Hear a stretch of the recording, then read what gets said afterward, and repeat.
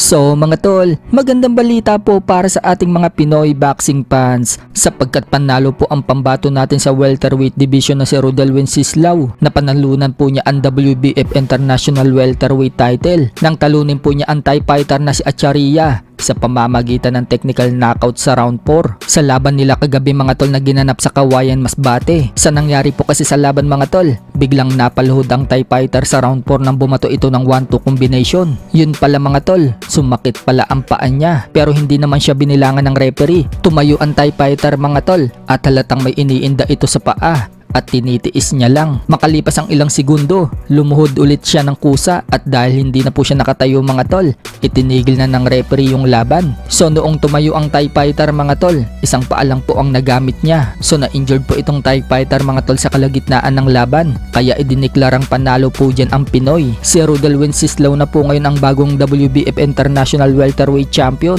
Umabante na po ang record niya sa 23 wins and 19 losses and 2 draws with 12 knockouts. Habang yan na po ang pang-anim na talo ng Thai fighter, bumagsak na po ang record niya sa 15 wins and 6 losses with 7 knockouts. Sa kabilang banda naman mga tol, ang tumalo po kay Albert Pagara sa isang exhibition sa Russia na si gold medalist Tokyo Olympic Albert Batergasib. Napalaban po kahapon sa baluarte niya kalaban ng taga-Argentina na si Nery Ariel Cruz Romero. 2 beses pong bumagsak si Albert Batergasib sa round 3 pero nakuha pa rin po niya ang panalo sa pamamagitan ng unanimous decision. Sa nangyari po kasing laban mga tol, buong akala ng lahat hanggang round 3 lang itong gold medalist. 2 beses po kasi siyang bumagsak at muntik-muntikan pa siyang matatluhan nang naggurugi na naman ito bago matapos ang round 3. So nakaligtas po siya sa round 3. Sa round 4, nabawasan ng punto si Batergasib. Napaupo kasi itong si Romero mga tol pero sinuntok ni Batergasib kaya nabawasan siya ng puntos dyan mga tol. Pero nakabawi naman po ang gold medal sa binawa sa kanyang puntos dahil napatumbad din niya itong si Romero mga tol sa round 4. Pero kung makikita mga tol,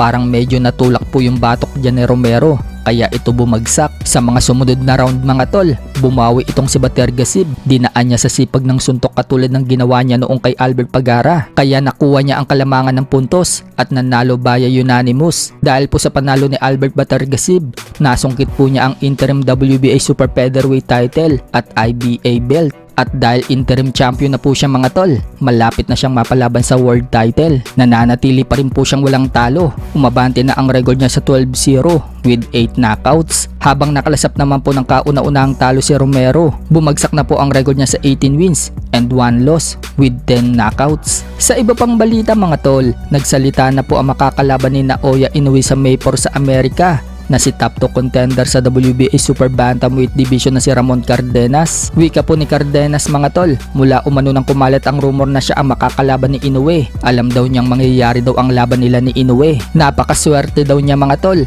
dahil siya daw ang napiling kalaban. Kikita daw siya ng limpak-limpak na pera. Syempre mga tol, hindi daw siya lalaban para lang sa pera. Makikipagbakbakan daw siya kay Inoue mga tol. I-risk nga daw niya yung sarili niya mga tol para maging isang magaling na fighter. Papatunayan daw niya sa lahat mga tol kung ano siya at kung paano siya lumaban. Gusto daw niya patunayan sa action, hindi lang daw sa salita. Ayaw din daw niya labanan ang mga easy fight. Gusto daw niya yung magpapaangat ng karir niya katulad ni Inoue. So si Cardenas na nga ba mga tol ang tatalo dito kay Inoue? O isa siya sa maidadagdag sa listahan ni Inoue na mananakaut?